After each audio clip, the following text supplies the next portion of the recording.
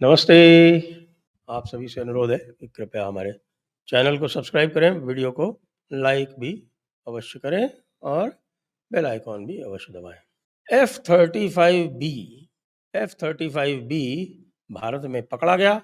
उसके ऊपर पद्मनाभ स्वामी जी का लॉक लग गया और अब वो त्रिवेंद्रम में एक हैंगर में है और उसके ऊपर एक ब्रिटिश टीम काम कर रही है, लेकिन ब्रिटिश टीम का भी बताया जा रहा है कि उसका भी मामला चल नहीं रहा है।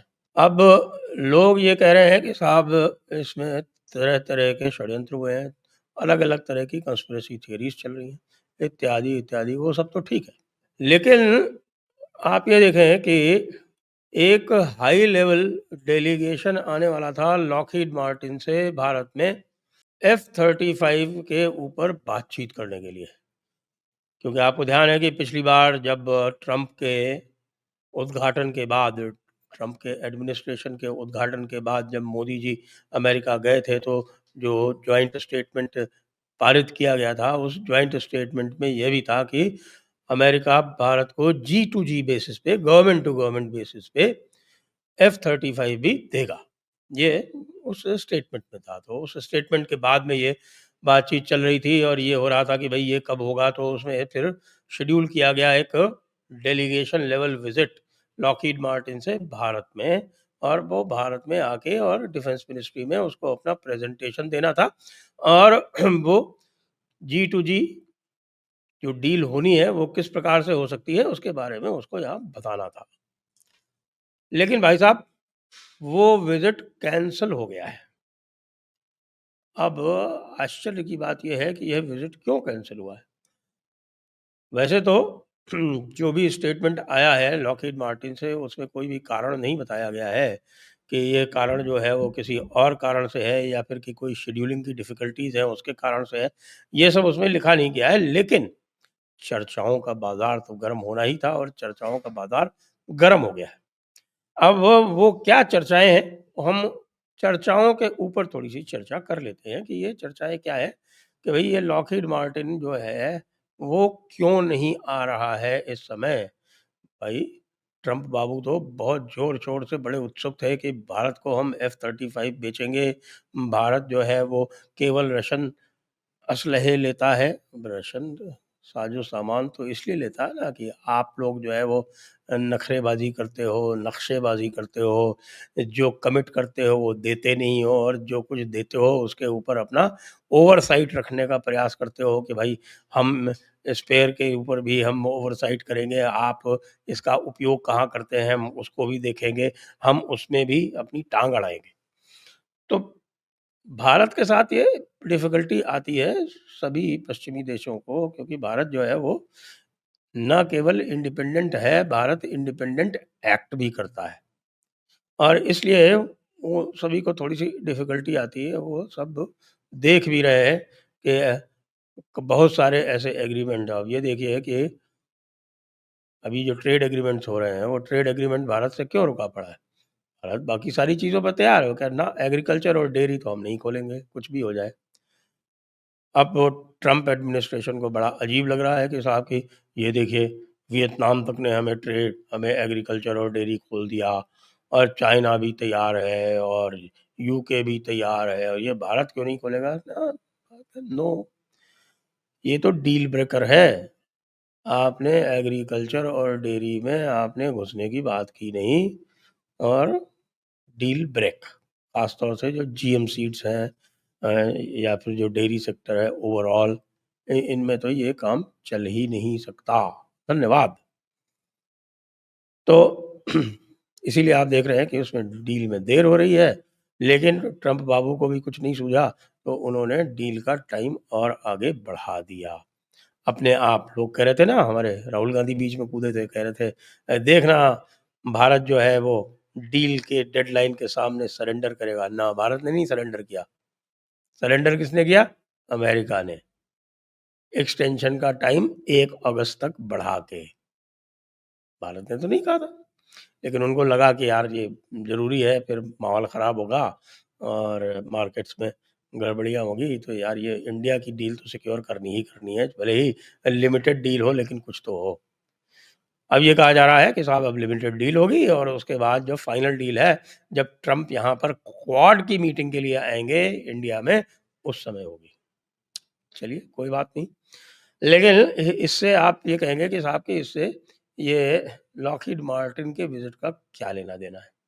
अब लॉकहीड मार्टिन जो है इस समय 2 चीज़ें ऑफ़र कर रहा है भारत को।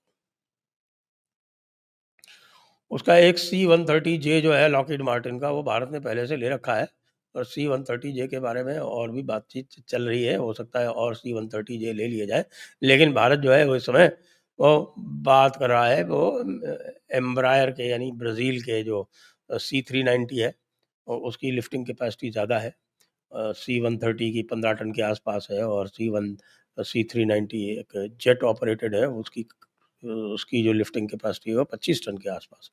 प्लस जो C-17 है, बड़ा वाला ग्लोबमास्टर बोइंग का, उसमें तो भारत पूरी तरह से इंटरेस्टेड है कि भाई प्रोडक्शन लाइन अगर दोबारा चालू हो रही है तो हम अभी 10 एक और लेंगे।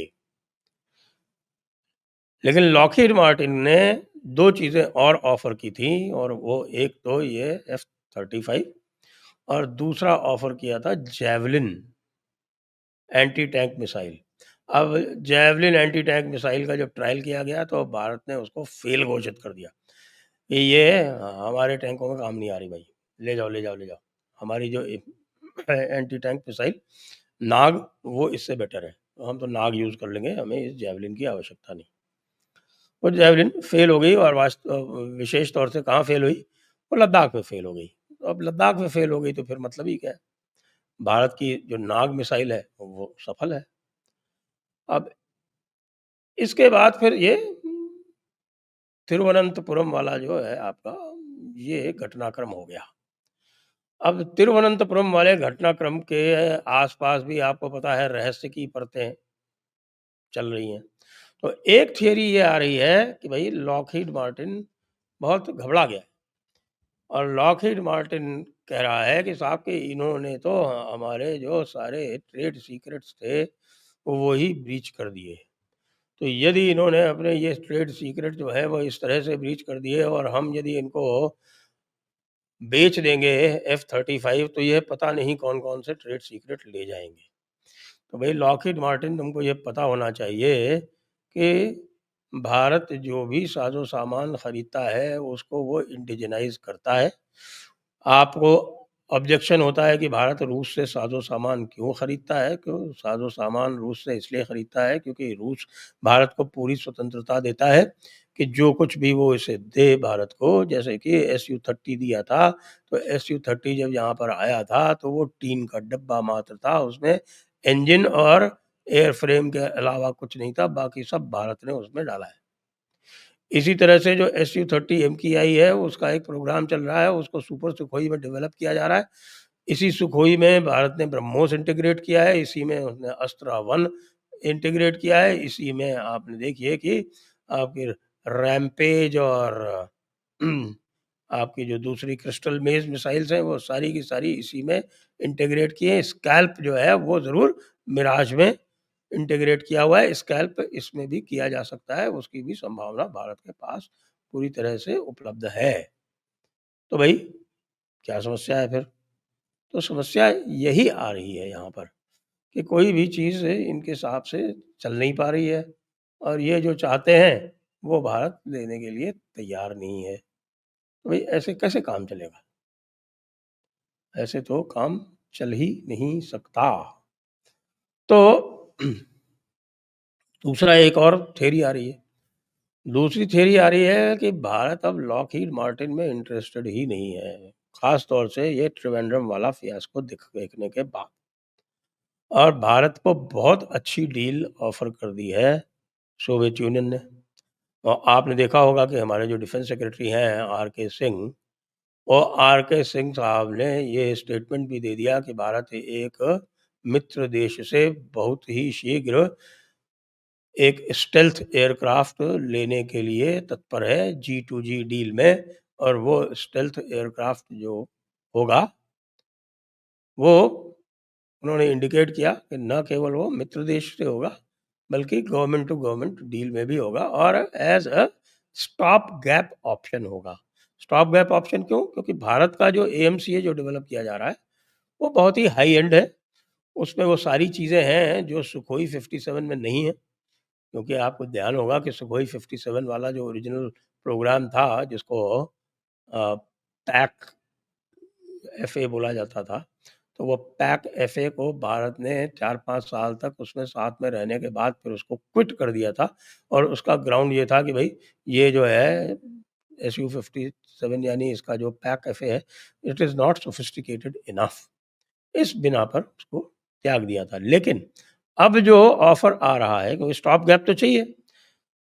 F-30 JF-35 टाइप के जो हैं, जो डब्बे आएँगे, उनको काउंटर करने के लिए लॉन्ग रेंज मिसाइल वाला एक SU-57 के अगर 2-3 स्क्वाड्रन हो जाएँगे, तो ये पाकिस्तान जो है इसकी एयर फ़ोर्स 400 किलोमीटर दूर से ही ऑपरेट करेगी। क्योंकि इसमें जो मिसाइल सिस्टम है, वो 400 किलोमीटर, 450 किलोमीटर की उनकी कैपेसिटी है, एक चीज़। प्लस ये मैन्ड अनमैन्ड कॉन्फ़िगरेशन में ऑफ़र किया जा रहा है सोवियत यूनियन द्वारा। यानी आपको ध्यान होगा कि हमारे एएमसीए के साथ में एक कैट्स वॉरियर प्रोग्राम जो जिसके बारे में हम बातचीत कर चुके हैं, वो कैट्स वॉरियर प्रोग्राम इसके साथ में था। इसी तरह का प्रोग्राम रशिया के पास है, उसको ओखोत्निक बी बोलते हैं। तो रशिया ने कहा है कि भई ये SU-57E हम आपको मैन्ड अनमैन्ड कॉन्फ़िगरेशन में दे देंगे। यानी एक हमारा जो SU-57E होगा, उसके साथ में 5 अनमैन्ड 5 अनमैन्ड ये ओखोत्निक बी भी साथ में चलेंगे। इसके विंगमैन की तरह। तो भई ये तो बड़ा अच्छा ऑफ़र है। अब ये जैसे ही अमेरिका को पता चला, तो अमेरिका ने कहा कि यार ये बदनामी हो जाएगी, मान लो हम वहाँ गए और हमने इनको प्रेज़ेंटेशन दे दिया और उसके बाद इन्होंने मना कर दिया, तो फिर ये बड़ी बदनामी हो जाएगी साहब, अमेरिका की नाक नीची हो जाएगी। क्योंकि ट्रम्प बाबू को तो आप जानते हैं, उनके लिए ईगो जो है वो ज़्यादा बड़ी है और दूसरों को धमकी देते रहते हैं। अभी उन्होंने धमकी दे दी कि साहब वो मॉस्को और बीजिंग पे बमबारी कर देंगे। वो कुछ भी बोलना है उनको आगे-पीछे ध्यान नहीं देते विशेष। उनका काम ये होता है कि भई अगले को किसी तरह से डरा लें, लोग अब सब समझ गए हैं, अब लोग डरते नहीं हैं। तो भाई इस ईगो के चलते इन्होंने कहा कि भई आप पहले गारंटी दो कि हम अगर आपको आएँगे और प्रेज़ेंट करेंगे तो आप खरीदोगे ही। आप अगर रिजेक्ट कर दोगे तो हमारी बहुत बदनामी हो जाएगी। ये फिर हमारे जो प्रेज़िडेंट साहब हैं वो सहन नहीं कर पाएँगे। तो भारत ने कहा भैया गारंटी-वारंटी कुछ नहीं। अभी तो हमने त्रिवेंद्रम वाला आपका फियास्को देखा है। त्रिवेंद्रम वाले फियास्को के बारे में भी आपसे बात करेंगे। वो भी बातचीत होगी। ये देखते ही भाई लॉकहीड मार्टिन जो है वो पीछे हट गया। अब आगे क्या होता है वो हमें बाद में पता चलेगा। अभी के समाचार, ताज़ा समाचार तो ये हैं कि F-35 भारत में फ़िलहाल आने की कोई संभावना नहीं रही है। जय हिंद, जय भारत, वंदे मातरम।